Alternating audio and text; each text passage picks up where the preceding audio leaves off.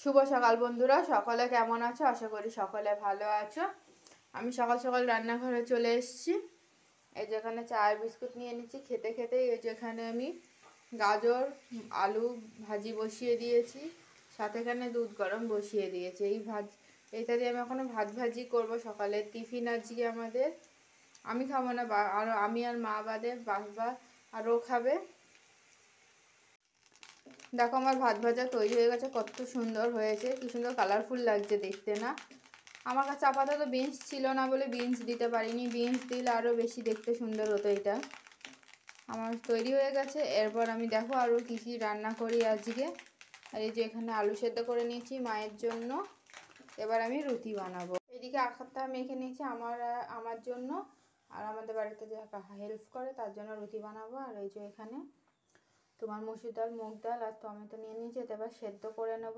এই যে আমার জন্য ডাল তুলে নেওয়া হয়েছে। তোমাদের তো দেখালাম যে টমেটো দিয়ে ডাল সেদ্ধ করেছি, তারপরে তা গাজর দিয়ে সেদ্ধ করে নিয়ে আমার জন্য ফুটিয়ে তুলে নিয়েছি। আর মাদের জন্য এই যে এখানে ধনেপাতা দিয়ে লাস্টে সর্ষে আর শুকনো লঙ্কা ফোড়ন দিয়ে ডাল তৈরি করে নিয়েছি। দেখো কি সুন্দর লাগছে দেখতে। তোমরাও শীতকালে এইভাবে খাও, আশা করি সকলেরই ভালো লাগবে। এবার আমি মাছের ঝোল বসাবো। মাছের ঝোল করার জন্য এই যে মাছ ভেজে নিয়েছি, আর এখানে টমেটো আর পেঁয়াজ ঘষে নিয়েছি। আর এই যে তেলে এখন কালো জিরা ফোড়ন দিয়ে নিয়েছি। এরপর আমি পেঁয়াজ আর টমেটোটা দিয়ে নেব। এই যেখানে আমি পেঁয়াজ আর টমেটোটা ভেজে নিয়েছি। এরপরে আদা আর জিরার গুঁড়ো দিয়ে মশলাটা কষিয়ে নেব। আমরা এইভাবে মাছের ঝোল খাই, তোমরা কে এইভাবে মাছের ঝোল খাও আমাকে অবশ্যই কমেন্টে জানিও। এই যে আমার পুরো দেখো মশলা দিয়ে কি সুন্দর তেল ছেড়ে দিয়েছে। এবার আমি এর মধ্যে মাছগুলো দিয়ে দেবো, দিয়ে এবার জল দিয়ে নেবো, দিয়ে খানিকক্ষণ ফুটিয়ে নেব। আমার আর মায়ের জন্য মাছের ঝোল করার জন্য এই দেখো এখানে প্রথমে দুখানা মাছ আমি ভেজে নিচ্ছি, কারণ বাজার থেকে আসার পর বাবাদের অন্য মাছ রান্না হচ্ছে, আমাদের অন্য মাছ রান্না হচ্ছে। আর এদিকে প্রেসার কুকারে আলু সেদ্ধ বসিয়ে দিয়েছি।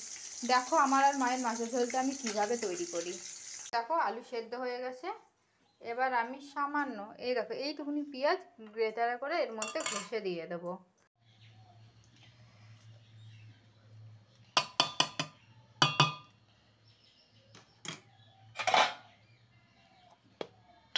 এবার এর মধ্যে দেখো আমি সামান্য পরিমাণে একদম আদা বাটা দিয়ে দেবো। দেখো থেকে এই দেখো এইটুকুনি।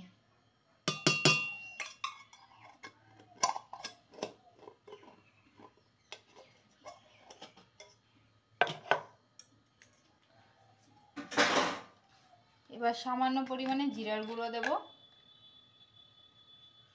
এই দেখো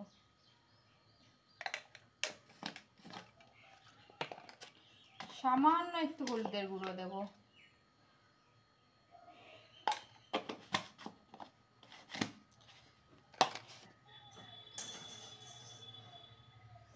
এবার ভেজে রাখা মাছগুলো এর মধ্যে দিয়ে দেবো। এবার সামান্য পরিমাণে লবণ দিয়ে দিলাম, যেহেতু আলু সেদ্ধ করার সময় লবণ আমি দিয়ে নিয়েছিলাম। দিয়ে এবার এটা একটা সিটি দিয়ে নেব।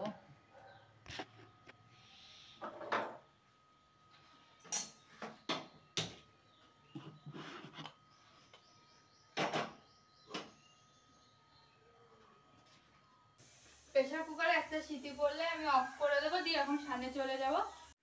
এখানে কিন্তু সামান্য তেলে কালো জিরা ফোড়ন দিয়ে আর একটা কাঁচা লঙ্কা দেওয়া হয়েছে, দিয়ে তৈরি হয়ে গেছে আমাদের মাছের ঝোল আমার আর মায়ের। যেহেতু আমি সানে গেছি, এসে দেখি মা তার মধ্যে মাছের ঝোল বসিয়ে দিয়েছে। আর এই যে এখানে আমি ভাত বসিয়ে দিয়েছি। এবার আমি ঘরে যাব, দেখি পুচকুসোনা কি করে। আমি স্নান করে ছাদে চলে এসেছি। এই দেখো ছাদে পুরো কাপড়ে ভর্তি।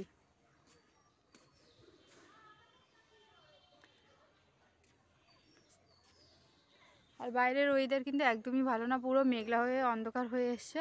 এখন আমি দেখি পুচকু সমস্ত শুকনো কাপড়গুলো তুলে নিই, যেহেতু ওর কাপড়ে ছাদ ভর্তি। আমি ছাদ থেকে তোমাদের আমাদের সবেদা গাছটাকে দেখাচ্ছি। দেখো ছাদ থেকে অনেক বড়, আর পুরো গাছে সবেদা কিন্তু ভর্তি। নিচ থেকে দেখলে আরও বেশি ভালো বুঝতে পারবা। দেখো বন্ধুরা, খাওয়া দাওয়া হয়ে গেছে আমাদের দুপুরে। এই যে মা সবজি কাটতে বসে পড়েছে। একটা দিন একটু শরীর ভালো হয়েছে, চলে এসছে সবজি কাটতে। এই দেখো মা কালকের জন্য বাঁধাকপি কেটে রাখছে। দেখো একদম মিহি করে কেটে রাখছে, এতে নাকি বাঁধাকপির তরকারির টেস্ট আরও দ্বিগুণ বেড়ে যায়। এই কারণে একদম সরু সরু করে কেটে রাখছে মা। আর ওদিকে সব সবজি ধোয়া আছে, ওইগুলো এখন আমি গুছিয়ে রাখবো, যেহেতু পুচকুসোনা ঘুমাচ্ছে। এই ফাঁকে আমরা আমাদের কাজগুলো এখন সেরে রাখছি। এই যে মা এখন চা খেতে খেতে এই যে স্তুতি সোনাকে ঘুম পাড়াচ্ছে, যেহেতু অনেকক্ষণ আগে জেগেছে, এখন ঘুম পেয়ে গেছে ওর। আর আমি আমার ভিডিওটি আজকেই এখানে শেষ করছি।